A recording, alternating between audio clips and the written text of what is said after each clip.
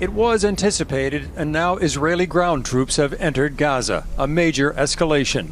Up to now, missiles had been sent into Gaza City overnight and again in the morning, targeting the Hamas military.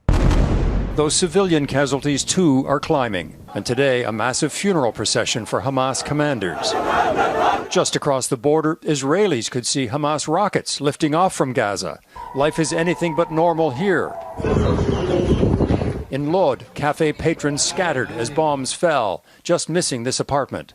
And Israelis, too, mourn the dead.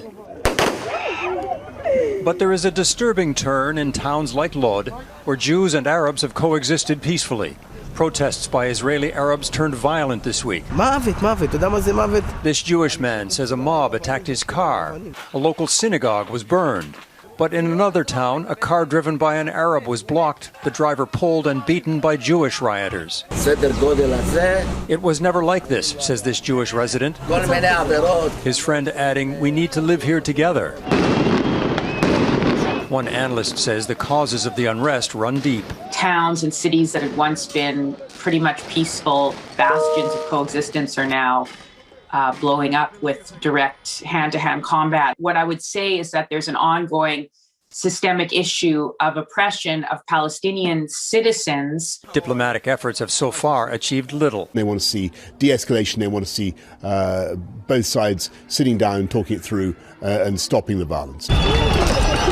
What we do need now is diplomacy. And this is the incredibly sad thing. While politics is being played and missiles are being thrown back and forth, there are people on the ground, children, mothers, fathers on both sides being killed. Israel's prime minister elbow-bumped Israeli soldiers today.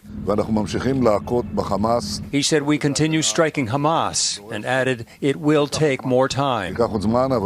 It's clear now what Netanyahu meant as troops gathered on the Gaza border, and late Thursday night, Israel sent its military into Gaza. Eric Sorensen, Global News, Toronto.